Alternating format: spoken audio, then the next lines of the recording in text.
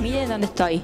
A Ya ver. como les adelanté, empezamos adentro de la iglesia de San Francisco Solano, en este momento mostrando uno de sus habituales vitraux, que son tan conocidos como también otras catedrales e iglesias tan características, ¿no?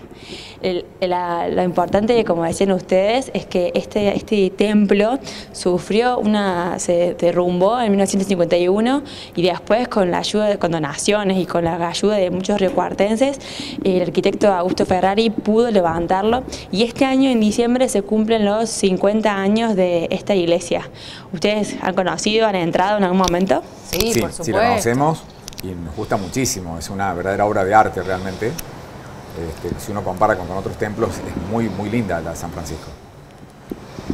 No, y además el valor histórico que tiene, obviamente, porque es obra de los franciscanos. Claro. Así que un testimonio de los franciscanos también en nuestra ciudad y en nuestra región. Recién viendo a una de las fotos, por ejemplo, no sé, digamos, Fray Marcos Donati, el Fray Quirico Porreca, digamos, que son los nombres que vemos habitualmente en las calles de la ciudad de Río Cuarto, Claro. tienen que ver justamente con todas estas personas que estuvieron aquí en esta ciudad. Y para contar un poco más sobre la historia, la tenemos a Inés Farías, que es integrante del Archivo Histórico de la Iglesia de San Francisco Solano. Y bueno, Inés, este año se cumplen 50 años y ¿cuáles son para vos los hitos de esta iglesia? Hola, ¿qué tal? Buen día. Sí, el 7 de diciembre se van a cumplir 50 años en que la iglesia nueva fue consagrada, después de 18 años de espera desde el derrumbe de la primera iglesia. ¿Qué pasó en ese momento del derrumbe? ¿Cómo fue? Bueno, ese era un templo mucho más pequeño, que estaba construido con bastante esfuerzo, no con toda la solidez que tienen hoy, y que, bueno, una mañana de la víspera del Día de la Virgen, el 7 de diciembre de 1951, se derrumbó la parte central, las naves.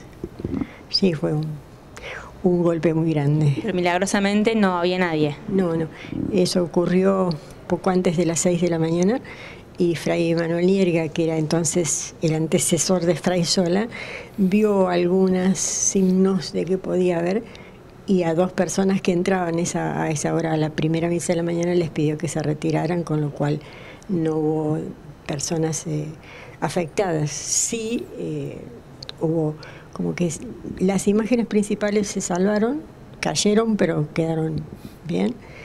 Y bueno, Son algunas de las que están hoy, por ejemplo, aquí exhibidas.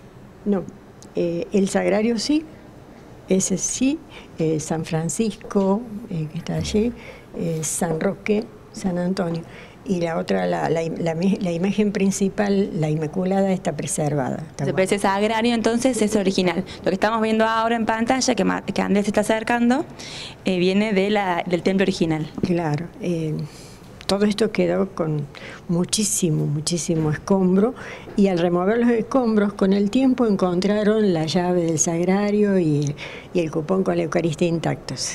Y después de unos años se le convocó al arquitecto Augusto Ferrari para que reconstruyera el templo. Claro, no fue inmediato porque la caída fue muy fuerte, muchos los gastos, las ideas y los proyectos, y luego se encontraron con el arquitecto Ferrari, que esta es la última iglesia que él hace. Ya tenía casi 90 años. Y además es muy conocido también porque él estuvo en los Capuchinos de Córdoba. Y en unas 60 iglesias en el país también. Sí, así que para Río Cuarto es un lujo que este arquitecto haya realmente diseñado, hecho esta iglesia, ¿no? Un dato de color es que el año pasado vinieron algunos de sus descendientes de la familia también a conocer y como a rendirle homenaje. Y preparar lo que va a ser este año de los 50 años, y el lunes que viene, después de la misa 19 a las 20, aquí en el templo va a haber una conferencia de la arquitecta italiana que organizó la muestra de las obras del arquitecto Ferrari en Milán. Así que vamos a tener una visita importante. Esto va a ser una presentación de un libro. También, sí, la arquitecta escribió un libro, así que se va a presentar el libro, vamos a hablar un poco de historia. ¿Y cuáles son, hablando de eso de historia, digamos, cuáles son las situaciones cotidianas, digamos, la relación entre la iglesia y el afuera, digamos, con la calle, con la gente que transita a diario por el centro de la ciudad, por ejemplo? La iglesia es muy visitada permanentemente, no solo por la gente de la ciudad, sino por los vecinos que siempre vienen a hacer una visita, sobre todo al sagrario. Y luego las misas. las misas de la mañana, las misas de la tarde, sábados, domingos, muchos jóvenes, sobre todo universitarios. Claro, y ahora sí me contabas como un dato de color, que ha pasado que mejor alguien en tribunales si viniera a esconder acá, se escapara y si viniera para acá. Bueno, eso también es por allí, a veces hay algún refugio que buscan esconderse en algún lado, pero bueno, enseguida salen. ¿Y la gente sigue eligiendo casarse o bautizarse o tomar comunión aquí? No, yo te explico. Esta es una iglesia conventual. En realidad la categoría es de capilla, aunque la dimensión que tiene hace pensar que no podría ser, porque es de una orden religiosa, de la orden de los frailes menores, o sea, de los franciscanos. Y las órdenes religiosas no tienen parroquia. Como además a 2 cuadras está la parroquia de la iglesia catedral, los sacramentos, bautismos se hacen allí. Aquí son celebraciones de misas y toda la liturgia común, por ejemplo, vendrá Semana Santa. A veces hay algún bautismo autorizado o confirmaciones autorizadas por el obispo, pero si no, es una capilla grande. Y recién vos también nos señalabas de lo que quedó del templo original, una roseta. Claro, lo que estamos viendo, aquel círculo grande, se llama rosetón, y en el centro tiene el escudo de la orden franciscana, original desde la época de San Francisco. Ese rosetón estaba ahí en medio de las 2 torres de la iglesia que se cayó. Como se cayó el centro, las bóvedas, y no las torres, por eso quedó a salvo, y se lo puso de nuevo como homenaje y recuerdo a aquellos años. Claro, porque además recuerden que lo que se quería buscar en ese momento, en la década del 50, era ampliar la iglesia. Claro, porque ya había quedado pequeña y porque tenía algunos indicios de que no estaba del todo bien la estructura. Algo importante para ver es, ustedes están viendo los vitrales. Ellos a lo largo de todo alrededor de las naves representan la historia de San Francisco. Cuentan, digamos, toda su historia. Sí. Y algo muy importante que también tendrían que ir a ver es el camarín de la Virgen. La Virgen que estaba antes era la Inmaculada, pero será preservado por su valor artístico, histórico, y esta es la imagen de la Virgen de Pompeya. Subiendo hay un altar y también hay vitrales preciosos de la historia, muchos de ellos traídos de Barcelona. ¡Ay, qué importante! Sí, son bellísimos. Recién mis compañeros decían en piso, incluso Inés, recordábamos el órgano, que también fue un sobreviviente. También, si vemos, el órgano es también de aquella época, es antiquísimo, es uno de los pocos que quedan en el país, fue restaurado y declarado de interés histórico. Claro, está muy protegido también aquí. ¿Se usó en un momento? Sí, es bellísimo. Y aquí tienen la placa. El templo antiguo llegaba hasta aquí.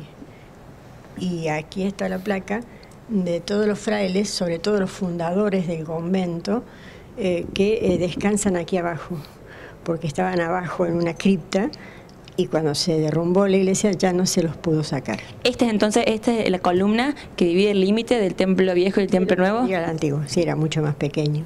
Hasta aquí. Tienen a los padres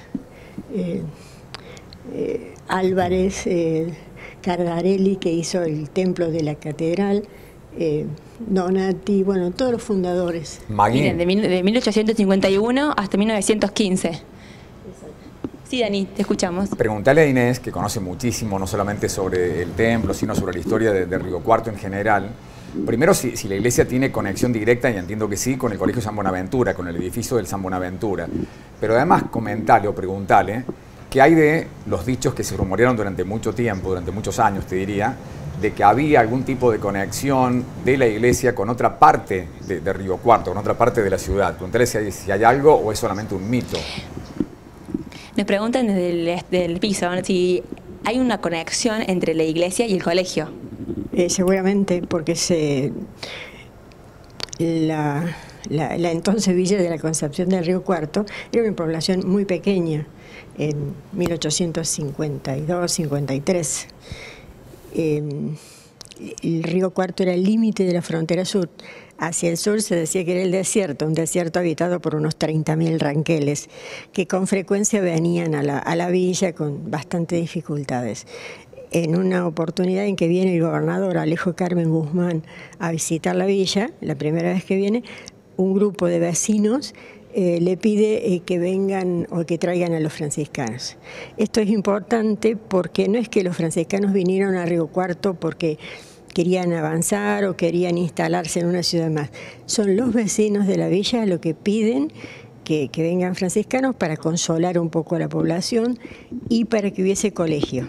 Es muy importante lo que establece allí el gobernador Carmen Guzmán, porque él dice que sin educación no se podían combatir todos los vicios que tenía la villa. Era una villa de frontera, no había escuelas y la obligación fue esa, instalarse y con una escuela para la... Entonces, ¿usted cree que puede haber un túnel que conecte la iglesia?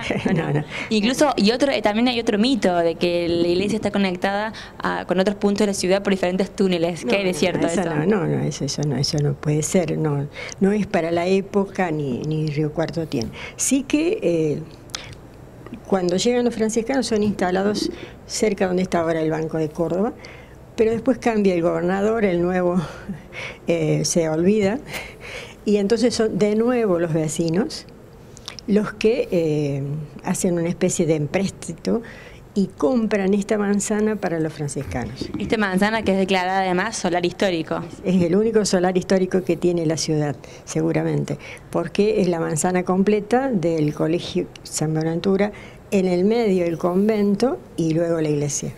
Claro, bueno, muy interesante poder estar compartiendo con vos esto de la historia de esta iglesia que, como decía recién, es la única manzana histórica que tiene la ciudad de Río Cuarto. Y cuántas veces hemos pasado por frente o enfrente o entrado, ¿por qué no?, sin saber todo lo que tiene detrás. Un dato de color, Inés, para la gente que nos está viendo seguramente y habrán visto a algunos de los bancos levantados. Eso se debe a que los días lunes por la mañana necesariamente hay que limpiar, higienizar, desinfectar la iglesia, porque durante la semana tiene una vida intensa, todos los días misa a las 8 de la mañana y a la tarde a las 19, sábados y domingo hay más misas, mucha gente, 800 personas sentadas, y más de 1000 si están todas de pie. Entonces los lunes a la mañana es esa la tarea de lavar pisos, limpiar, dejar todo perfectamente en orden para seguir una semana más.